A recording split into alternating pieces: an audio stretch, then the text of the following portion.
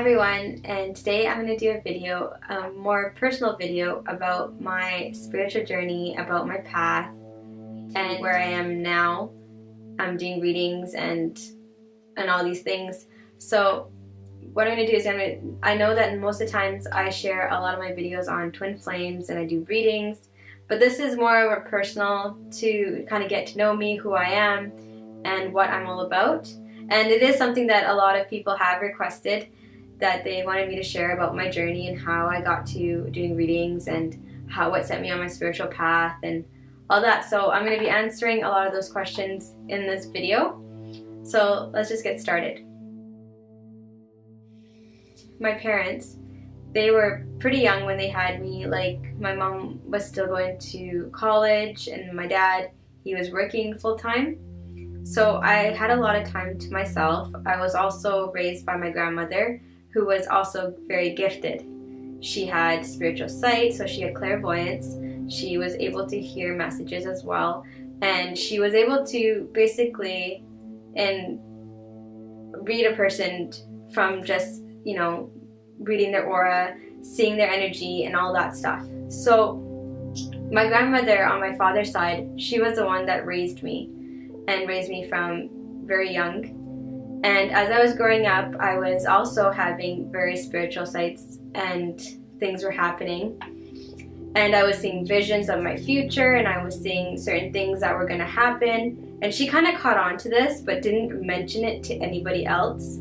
She kind of just worked with me. I guess it was more of something, like, she was very drawn to me. And everybody says that she was so drawn to me and that she wanted to help me through all the things that I was going through growing up. Because when you have certain gifts and you have certain things and you're young, you kind of believe that everybody else has those things too. And so she was like my mentor. She was like the person that would answer a lot of my questions. When things would happen, things would come up, I would feel things and I would ask her about it.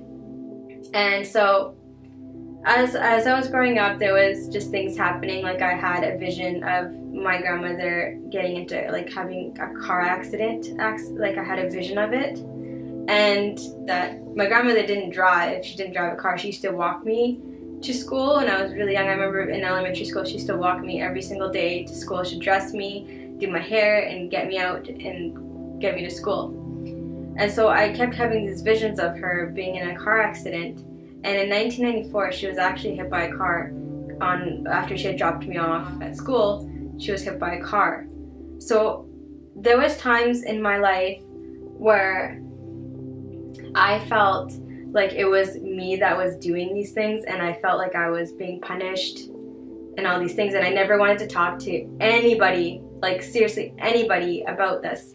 I didn't want to share it with anybody, and I didn't want anybody to know about it. So that's where a lot of my visions were starting, was when I was about very young in elementary school. So none of my friends knew about this. A lot of my family members didn't, but my grandmother, she was the only one that did. She did survive the car accident. She had a couple of broken bones and an injury on the head, but she did survive. And so growing up, through the times, I would talk to her about things that I was seeing. Like, when loved ones would pass away, I would feel their energy, know that they were there, and then sometimes they would talk to me and say I'm okay, stuff was happening and all that. And she would help me how to walk me through it, tell me to tell them to go to the light. And lots of times she was able to see them and feel them as well, because we were connected in that way, that she was helping me as I was progressing with my gifts. So that happened a few times where, you know, she would help me with different aspects of my life. When I was about 7 years old, I was having visions of a soulmate, I guess you'd call it at that time. Vision of a perfect person for me. Someone that loved animals. Someone that cared about the things I cared about, wanted to work with me. Somebody that would get along with me. And my grandmother, she would ask me certain things about, like, she would try to ask me questions to see if I was seeing any visions of the future of myself or other people. So she would ask me questions about, am I seeing things of my future? Do I see, you know, what kind of things do I see? And I told her one time that I had been seeing visions of myself and who I'm marrying and those kind of things along my path. Little did I know that I would be actually sharing this gift with others. I did not see a vision of that when I was growing up. But I did see a vision, what we call now would be my twin flame. At the time, I didn't know. I did get characteristics about him. I knew what color his hair was going to be. I knew what nationality he would be. I knew that what religion he was going to be at the time. And I knew all these little things about him. I kind of had an idea of what he would look like, but I didn't know everything. It was just a vision, a quick vision of what the images and stuff like that would mean. So those are the kind of things that would come to me when I was younger. As I started growing up and getting into high school, the more and more I pulled away from my friends, people around me, because the more and more my gifts started changing and getting stronger, and the more and more it was hard to hide. And I didn't want to share it with too many people. I didn't want people to look at me weird, and I kind of felt like an outsider. And I remember talking to my grandma and telling her about this relationship I was in and all these things. And I didn't usually like to talk to her about those things, because she would always tell me, that's not the right boy, or this is not in alignment with your past. So I'd be very careful, because a lot of times she would know everything about that person, and I just wasn't sure if I wanted that much information. I would know for myself, but sometimes when you're too involved in a situation, it's hard for you to listen. So when I was going through high school, a lot of times I keep to myself and I didn't share a lot of information with anybody. I would go in the evenings to the bookstore and I would pick up books on things that would interest me. So angels, spirit guides. I would do meditations. At 14 years old, I was doing meditations to meet my spirit guides. I would read, I remember it was a book, Sylvia Browne's book on angels. I would read a lot of her books, because I didn't want to feel like I was alone, I was the only person, because as I was growing up, I was noticing that people were, I didn't know that people weren't seeing the same things as me, and it was my grandma that helped me to show me that there's things that I could do to help me along the path. So meditation was one of them, doing prayers of guidance and helping me to align chakras and all that stuff. Things that not a lot of people knew that she was doing. She would keep it all for me in that sense. So people always wondered why she had so many grandchildren, she had so many children, but she was very drawn to me. And a lot of the times that's what was confusing for a lot of people, that she was very drawn to me because I also shared the same gifts as her. I was able to see visions in my dreams and help people that way, but I wasn't sharing it. That was the thing. I wasn't ready to share this information. So when I turned 19 years old, that's when I met Dwayne. And before I had met him, and this is a question that gets asked a lot of times, did I have any signs that I was going to be in union in this lifetime? I had actually gone through a very bad relationship just before I met my twin flame. It was probably the worst experience ever, and I will share that in another video of what was some of the things that I went through emotionally, physically, and all that in another video. But when I turned 19, I actually met Dwayne, but it wasn't before. There was a fair that I went to that happens here every year in the summertime, and I went down and I was hanging out with a bunch of friends, and they were like, hey, have you ever gone to see a psychic? And nobody knew that I had this ability, clairvoyance. I kept it to myself, and I was like, no, I've never been to a psychic. And it was true. At that point, I had never been to a psychic. I was actually a little bit afraid. Somebody that can see things and see other angels, spirit guides, and communicate and channel and all that stuff, was afraid to go see another psychic. And I was like a little bit nervous, but they're like, hey, you should. And so I went and sat into the booth and was waiting to go see a psychic. And I remember that when he called me forward and I sat down, and he told me the disclaimer, just like every psychic does, and you go into it with a prayer. And then right before I was pulling all, I put all my cards down, just like I do with you guys. You guys see my videos. And he looked at me and he said, the man that you're with is not a soulmate. He is somebody that is not going to be lasting. And at that time, I was like, oh my God, this is horrible news. Well, it's actually good news and horrible at the same time, because it was a bad relationship I was in. And then it turned out that he said by the fall of that year, so it was 2006, he said that I would find my true mate. My true mate. He didn't say twin flame, he didn't say soulmate, he just said my true mate. And I was like, okay, this is a little bit strange, but okay. And so that bad relationship that I was in, we did end up breaking up in September. And by October, I met Dwayne. And so that reading that I had, my first reading, turned out to be true. And it was a little bit scary, but it turned out to be true. And when I met Dwayne, he started acting and doing the things that I saw in my vision. Like, he would cook for me. And I knew that the vision that I had when I was 7, that the man that would cook for me would be cooking like a chef. And Dwayne used to work in the kitchens, and he just knew how to cook like a chef. And the eye colors were exactly, the hair color, the nationality was all the same things that I saw when I was young. And I remember I ran to my grandmother and I said, oh my gosh, I think I found the person that was in my vision when I was 7. And I showed her a picture on my computer, because at the time I didn't have a picture. I just took whatever Dwayne had a screenshot from on his MSN account, and I took the screenshot and showed her the picture of him. And she goes, you must bring this boy to our house. And I'm telling you, I would never want to bring a boy to meet her, because like I was saying earlier, she would tell me if he's good or not good, like right off the bat, and there'd be no questions about it. Like, she would just know, and that would be it. So I remember the day I was bringing him home, like, to meet my grandmother, and I couldn't do it. We got right to the corner to turn off from my parents' place, and I told Dwayne, I'm like, I'm not ready for you to meet her. And I had him to turn around. I just couldn't have her meet him at that time. So a week went by, and then finally I gained the courage to have her meet him.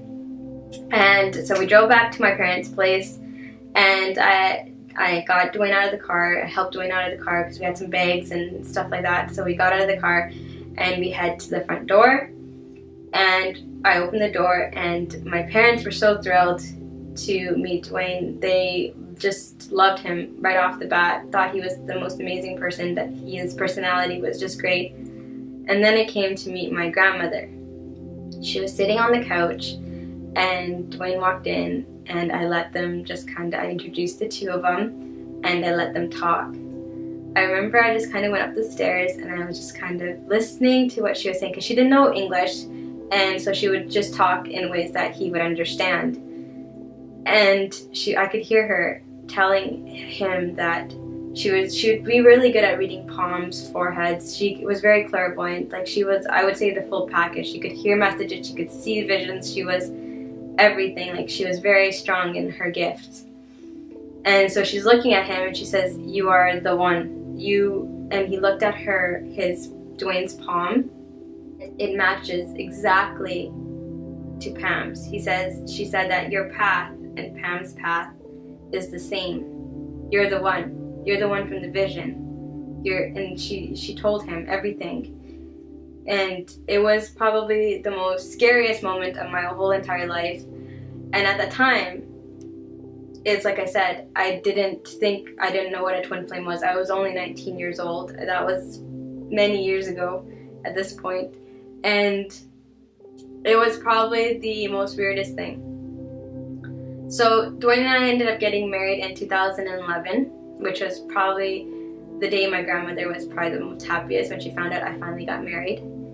At that point, her health wasn't very good, and she ended up being in a care facility home. And so I remember coming and telling her that Dwayne and I got married because she couldn't come to the weddings because she was pretty much bedridden, and it was too bad that she couldn't come. So I brought some pictures and I showed her that yes, Dwayne and I got married. You know, we were all dressed up and all nice and pretty, and I brought her the pictures. And that was in July 2011 when Dwayne and I got married. And as soon as my grandmother knew that I was, you know, happy and I was in the place that I needed to be, she started letting go. And I remember seeing her the last time. It was a week before her passing. It was in September. I believe I saw her on September 5th, 2011, and she couldn't talk. And the only way I could talk to her was through telepathy. I remember everyone was saying she couldn't get up. And I just stood there and I said to her, I'm like, please open your eyes. I just want to see it one last time. And I would send her messages, and I held her hand, and she said, I'm still here. And I could hear it very clearly in my mind. I'm still here. So I said out loud, I said, Grandma, if you're not here within a week, please, you know, I have to work the whole week, and if I'm not able to come see you, can you please come see me if something happens? Because she knew I had the gift of being able to see one that crossed over. And I remember it was Sunday, September 11th at 2:30 in the morning. I got up to go to the bathroom,